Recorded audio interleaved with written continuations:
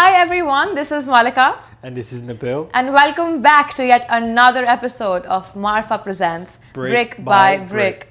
Yeah, it's been forever. We have Nabil here. We've had multiple guests on the show. How long has it been now? I think we filmed a few episodes, but then I had 2 or 3 other guests on the show. I did have 2 guests from Singapore, which is very exciting. Oh yes, I saw those that. episodes have been uploaded already, so please feel free to check that on our YouTube. Please. But really cool to have multiple people. Yeah. Sorry again, guys. I've been away. Yes, We've been in London and God knows where in London, Mauritius. So we have had to had other guests on the show. Yeah, I'm sorry. I'm back now. So He's I'm back. No worries. And it's been a while. So today I was thinking that Nabil and I can talk about what's really happening in Dubai. We get calls on a daily basis about, okay, is it a hype? Is it a bubble? Am I too late? What's happening? Tell us. So today we'll do that. We'll talk about that. So what I'll do today, Mallika, is I'm going to ask you a few questions about the Dubai real estate market. Okay. So I'll do off-plan and secondary as well because we deal with a lot of investors. So I'll do a bit of secondary, but mostly off-plan. Okay. So I've got some question written for you. So let's just start with it. Let's just start with Shoot, we have not prepared, honestly. We've not prepared. Okay, see. so yeah, let's go. So number one, currently, how would you describe the current state of the Dubai real estate market now in 2025? Oh, you're going really deep together. Very deep. Starts very deep. Right in deep end. I think Dubai is seeing one of the highest points in Dubai real estate right now. However, people fail to understand that we had our highest point in 2014. We have still not reached the price that we had in 2014. So when people say, oh my God, it's so high right now, it's still not high. If you look at Emaar Beachfront, one of the most famous communities in Dubai, iconic. Right now, their price per square foot is still 200 dirhams, if not more, lower than what it was in 2014. So I do feel like right now the entire world is looking at Dubai. However, I still feel like we have a long, long way to go. It honestly feels like the entire world is in Dubai right now. I think so, I know. They say Habibi, come to Dubai. Every Habibi. And now you're like, don't go to Dubai. It's too much. Yeah, no, but yeah, I agree with you. I agree with what you're saying right now. Yes. When do you think that will hit that peak time? I know it's a very vague question to ask. And it's difficult to answer. Exactly. However, we can look at history, right? And if you look at, and we have to understand that every single market sees up and down. But if you look at the history of Dubai real estate and look at the graph, you will see that we've only seen 2 crashes. I think when people talk about peak and trough, they have to understand the difference between a correction and the difference between a crash. Correct. I don't see a crash incoming because the entire world is looking at Dubai, and with what's happening in the US and around the world, Dubai is still a safe haven. So I see a correction coming, and that could be supply. That could be a stagnancy because we have reached our limit of relocation or millionaires coming or migrating. But I do not see a crash coming because Dubai real estate saw only 2 crashes in the history. One in the 08, the financial crisis, That's one everywhere. 2020 during the COVID.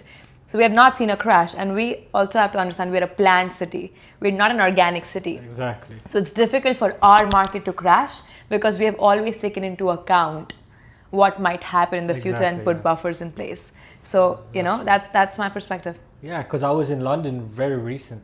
Well, Last week. Very recently last week. And as I said to you, there's 2 big differences between London and Dubai. Here is a planned city, as you say. Correct. It's not an organic city. When I went to London and I was looking, I went to a rooftop bar.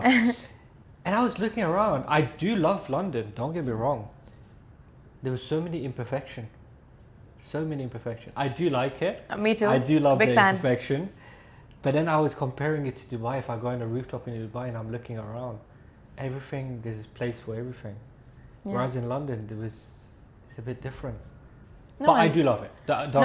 Me too. I love it. And like when you talk about like the market as well, right? Like one thing we do have to mention is right now we know what's happening with the tariffs and the announcement that Trump made in the US, and that's affecting my lipstick's on the mic.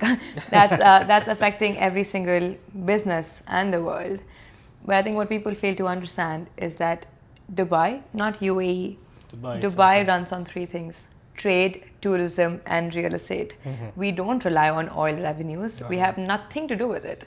There is a reason that we are being close to Abu Dhabi and expanding on the Abu Dhabi side to have some sort of stability.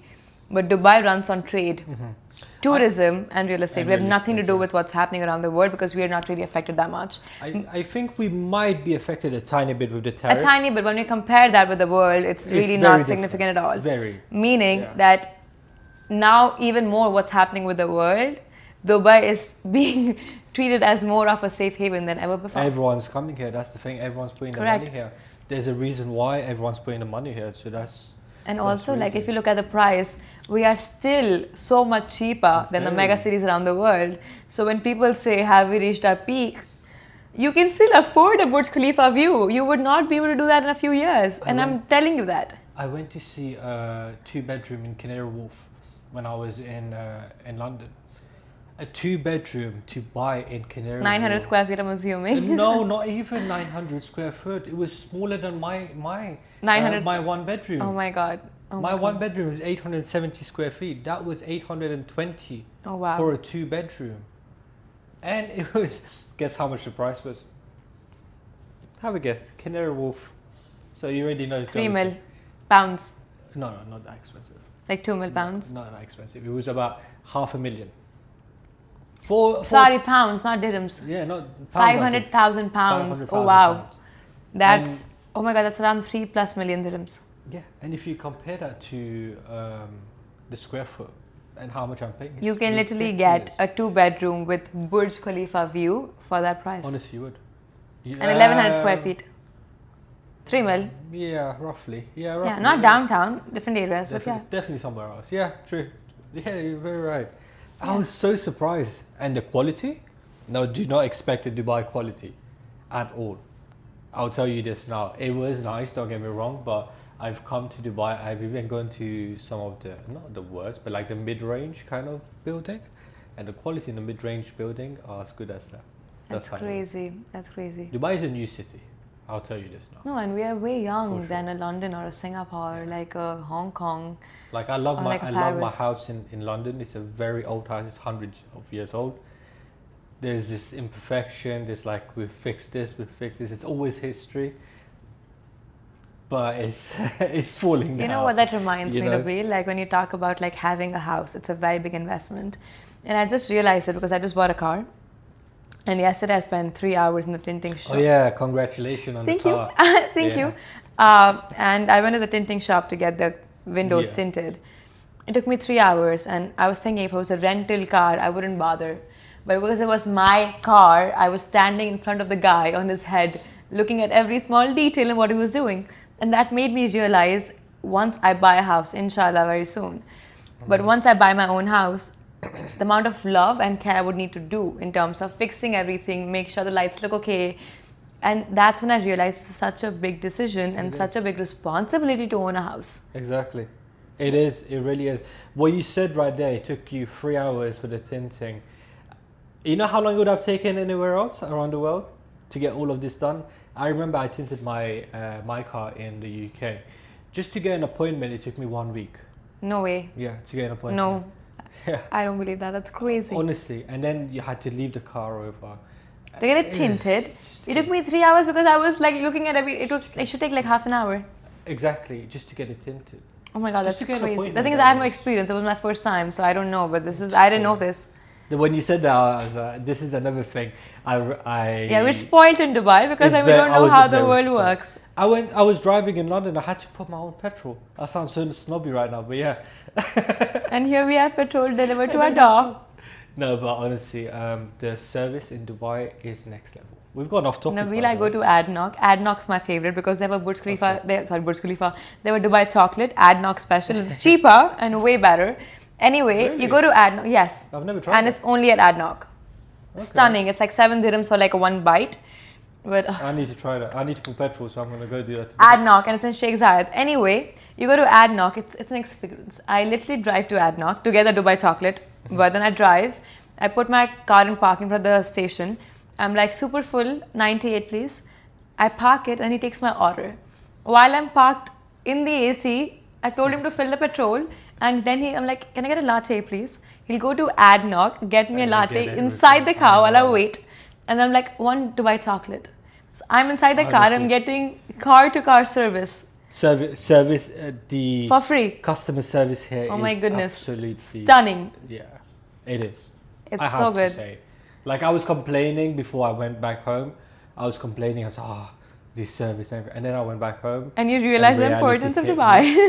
I was like, oh my god, big difference. No, and the Big thing is, difference. small example, Nabil, right? I was in Singapore a week ago for my sales trip, the monthly trip.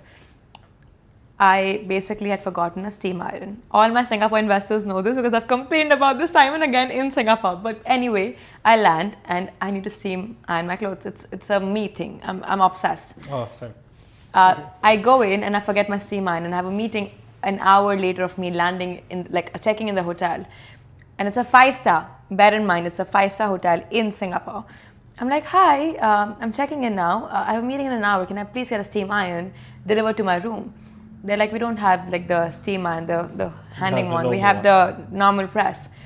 I'm like, no. I don't even know you know how to use a normal press. And I'm like, can I buy one? Like, here we have noon, 15 minutes, actually Straight. 10. It's in my house, 10 minutes. I'm like, can I buy it somewhere and have it delivered to my hotel room, please? They're like, yeah, you can use something called Shopee. It takes 3 days. I'm like, come again? Yes, 3 days. And then I say, and they're like, you can go to Vivo City, it's a shopping mall, and get it. And I'm like, no, I don't want to go. I have a meeting in an hour. They're like, sorry. Given you can go to Vivo City and come back in half an hour. The transportation is stunning only because everything is so close by. But I don't want to leave the hotel to get a steam iron. The convenience in Dubai is very... It does make us lazy though. I'll tell you this It now. does, but I was like tell you this. complaining and I'm like, no, not It's okay. so bad.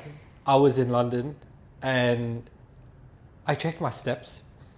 I did 15,000 steps. Oh my god, in Dubai don't even do 2,000. I'd never done 15,000 steps ever since In I've Dubai, been to Dubai. no, but there's no place to walk. We have our cons, but Yeah. they're actually making a new law where they're restricting cars in certain areas like Mangkul and stuff. Good. That's really And even like multiple new off-plan projects. The reason why people buy off-plan projects is because they are getting new amenities. good. Exactly. Most of the new off-plan projects are making like jogging tracks and walking spaces, and they're emphasizing so heavily on walking and pedestrian-friendly places. Even Dubai, like they're really shifting roads to make it pedestrian-friendly. The thing is, it's not that there's no place to walk. There is place to walk. We're just lazy. We're being lazy. No, to be fair, I was in Medina Jumeirah. I had rented an apartment, a penthouse there. And I remember going there so often, but I went there a week ago and they blocked up the road that I usually take and it said strictly cycling zone. That's good. And the two main roads, like the two side roads were blocked for cycling. So I had to take a longer route using a car. But that just makes me wonder, like even there's people cycling in the Business Bay Canal roadway. But here people are wanting to make an effort to make it a Europe or like a Singapore. Yeah, because in the UK, not everyone, but a lot of we people love walking. Cycle and walking. Yeah. We were walking everywhere. So but in the UK, it's expensive to take a cab, and hence we walk. Let's just but like a look lot of at. people take the tube and everything. Yeah, but you still walk, and we're used to it. When I went there, the weather was beautiful. Honestly, it was so nice. I miss the weather. It's so hot in Dubai. Yeah. All right, let's get back into the Sorry. questions. we went way off track.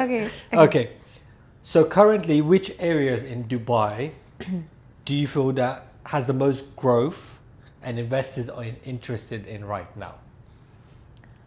Whenever I hear that question, or whenever an investor comes to me and says, Malik, I want to buy a property, I really want to tell them that it truly depends on your investment expectation. Exactly. I saw a reel this morning about a girl who posted some client had bought a 1% payment plan property in JVC. It was a 1-bedroom, and I posted the story on my Instagram, Mallika and Nabil, this morning.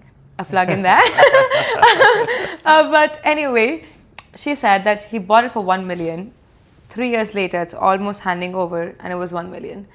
And the rental yield will be more than 9%. But then I don't want to be having a property that did not appreciate for 3 years. It is true, it does happen in Dubai. You can't be picturing that rosy picture. There are properties that do well appreciation-wise, that do not do well appreciation-wise. Which is why, to answer your question, you really have to let me know, Mallika, I want to hold this property forever. I want the rental to come in, and I want a flexible payment plan. Mallika, I want to exit in 7 years' time, 5 years' time. I want a fairly liquid product, happy to pay a premium. I'm looking at short term.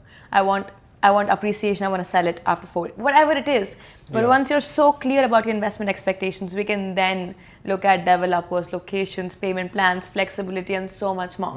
So it really it's not depends. as simple as just coming. It is not like, oh, Mallika likes Creek Harbour. Like, I love Creek Harbour, but you have to understand that it will see its true importance, like downtown, which took 10 plus years, when the Creek Tower and the mall comes up, and we do not know. There is no timeline as to when that will come up. So once you invest in Creek Harbour, it's a great investment. It was launched for 1,000 dirhams. Right now, it's 2,100 dirhams per square feet. It will be 3,000, 4,000, but not now. In 7 years' time, you have to be okay with it. If you want something now, I would look at JLT. I absolutely love that area. Residential demand will always be high. We have 3 more commercial towers coming up. If you want something that you only have 1 million to invest, you want a secondary property, you want to be in a place that will not be vacant. Business Bay, we're in Business Bay. The entire world works in Business Bay in Dubai.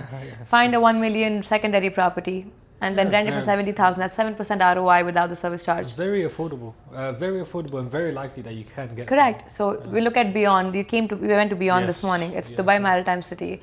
It is great for a 5-year investment cycle. You have sea view. You're looking at infra like a metro and a mall and a dental clinic coming up. That is appreciation product plus a rental demand because it's close to the Indian CBD gold souk of Dubai. So you see, like, it really depends. It depends on the client. Yeah, I know. It really, really depends. These are the questions that clients ask all the time. And they don't understand why it's important to have that first Zoom call or first phone call to understand what exactly do you want from the investment. Do you want it for the golden visa? Wallah, don't care. Okay, let's go. You want it because you want to live there. You want a holiday home. Like, there are so many nuances. If you want a holiday home, you have to care about the view and the floor. If you don't care about the holiday home, then you can look at a lower floor with an okay view because long term doesn't matter. There's different. That's what people need to understand. There's different strategy when 100%, 100%. Not just because you have money, you just want to buy something. This is where you fall into that trap where you just bought something. And then you complain about not making money. Oh well, it's your fault that you worked with somebody who sold you a developer that sold 1%. Exactly. Without understanding expectation needs. Don't get me wrong. The 1%. It's awesome. It's awesome. But you have to be clear why you're doing it. For rentals, it's great. Rentals, perfect. But then there's trade-off of price per square feet because you're buying something for a higher price because of the flexibility, which is okay. It's not a bad thing. You just have to be sure that you know what you're getting into. That's the thing. And this is what I explain to my client. Yeah. All the stuff that if you're buying for the 1%, perfect, you can. Yeah. I'm never going to stop you. What that means is the appreciation will not be as much. But you can get a good rental yield from it. Yeah. So 100%. if you're looking for a rental, let's go for it. Yeah. And let's get it done. Okay. So the next one, what are the main benefits of buying off plan in Dubai right now? I think we know that already. I think a lot of people buy ready properties. Firstly, if they are not very confident about the Dubai market, they want something they can touch and feel, and that's okay. That's very much okay. That was my next question. What are the different? Why? Yeah. Anyway. But then people buy off plan because if you want a 7% ROI, guys, you can invest in stock market. Not now. Maybe now. It's a good time to buy because the stocks are down. But you can invest in stock markets and other investments to yield a higher return. Dubai is a growing city. We are growing so heavily. We're still building our public transport, our roads, our communities, everything. So the potential for appreciation is so much higher, and we're still so much cheaper than a London, a Hong Kong, a Singapore, a Monaco, and India sometimes as well, like Bombay. So why wouldn't you want to get in early, make use of the appreciation and get out? You're right, because like again, I'm going to use London as an example. Like I spoke to some people, like just in general, like they find out that I live in Dubai, blah blah blah. The first thing that the Trump Tower is coming up. I need to invest in Dubai before that comes up. Oh, I need to think, and they're all taking my number because of that. And Dubai is being spoken across the world. Right now, and there's a reason why it's being spoken across the world. We're great at marketing, to be fair. So Dubai is stunning on marketing side, but very well marketing. People are not stupid, right? Like, so if the marketing does not meet the expectation, nobody would come back. And this morning I had a call from a Singapore investor, hand on heart, and we invested in a property 2-bed in downtown, and he's like, Mallika, I want to buy a second one. And I've had a lot of my investors who want a second property like within the 3 months of buying because they're like, we want to capitalize in this market ASAP, move our assets from Singapore, London, India to Dubai. Yeah, no, you're right. I do agree with that. There's one question I wanted to clear with everyone. I want you to explain it to them. What are the common mistakes that first-time buyers or investors I have a video on this already. And I think, yes, on my Instagram, Mallika and Dubai, yet again.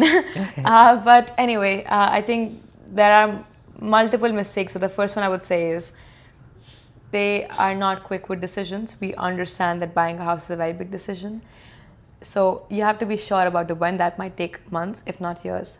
But once you're sure about Dubai and you meet the right agent, the right consultant to consult with, if something really good comes on the market, do not take long, because in Dubai it gets sold out, and people think we're joking. We're not. Wait, no, you remember Beyond when we first Oh my God, went it was there. a pain to get a unit. It was sold out in 2 hours. At the I had to start. check. And it took me a week to get a cancellation unit on a lower floor. Like, it was, oh my At the goodness. start, there was no hype. As soon as a little hype and people It's started gone. listening. Like Bingati Skyrise, we were in line for what, 8 hours that Yeah, day? it was Oh my gone. goodness. For Wasal launch, 3 Oh, days I was. Let's not even talk about that. But my point is that we are in lines to get something and we pay for, but we don't get a unit Yeah, sometimes.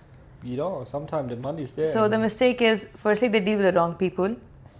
So they don't even qualify if the agent is registered with RERA, like if they're licensed. They don't ask them the difficult questions about, not about how long they've been in the market, that has nothing to do with the knowledge, No. but ask them difficult questions about the market comps, the Dubai real estate history, area history, rent history. Like, they need to know the history of the city that they're selling. Yeah. And then they're so slow with the decision making, and then they have FOMO. They've lost it. So they've lost it. So I think that's one of the few mistakes that people make. And Yeah, I agree with you. They've lost it, and then now they want to get back in it, and now they're paying even more. they're paying a it. premium for something they could have not paid a premium Yeah, for. I've And that has had happened so many times. So many times, and it's kind of like you just want to shake them, like, please listen to me. Yeah, and But it's difficult because sorry. we understand that they're new investors, they're first-time Yeah. investors. I understand it's their money that they're paying. But if once you find someone you can trust, just go with that's it. one thing, yeah. Lastly, so we'll just wrap it up. Mm-hmm.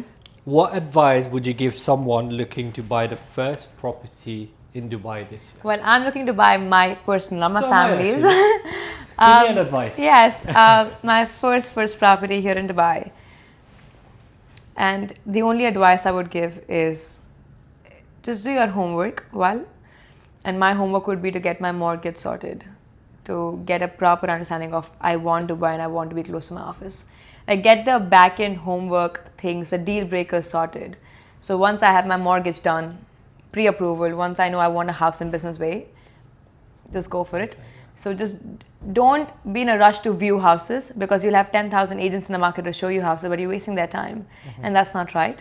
Work with an agent that you trust and that has the same. But don't be in a rush to see houses. Exactly, Just that is get your just- homework done first. Please, let's True. not waste your time or theirs. Once you're done with your finances and your understanding of what exactly you want, it's easy. Yeah. But don't waste my time and yours. But even me, like, had I so would many not, like that. I'm going to work with another agent to get a house for myself. But I would not waste the time until my pre-approval comes in. You get my Yeah, point? So 100%. like, Same thing. so yeah, There's no- yeah. there's no Please way, I respect think. us and your time. Yeah, I respect us because I will do anything for my client. And as I long as qualify my trust them. clients like very For sure. strongly now because I have no time. Yeah, for sure. Well, Mallika, let's wrap it up. Yeah, Again, it was great to was a talk good talk, after a yeah. while. Do you have any been a while, last thoughts? Or we good? Last one, I think we spoke about everything. Yes, let's we did. Let's not give it too And much then away. yeah, we're gonna be back next week anyway. So Next yeah, week we'll this be is back. Mallika. Oh, where are you going this week? You heading off anywhere this week or? No, you're That's not. a personal question. Okay. I might go to India, I might not. I might go to Fujairah for some adventures. So I was thinking of going to India next week, just to take some time off. But now my friend and I are going to Fujairah for some Ooh. adventures, stay I've there for a always night wanted to do and come Fujairah. back. So it's good that Dubai has places that you can run off to. We Like don't have a stay- Bali close to us, but that's staycation. okay. But yeah, I'm doing a staycation within the UAE next week. Perfect. Well, enjoy yourself. Thank you. We'll see you guys Well, next week. So this was Mallika, This is Nabil. and we're signing off from yet another episode you. of Brick Brick by by Brick. Brick. See you next time. Take care.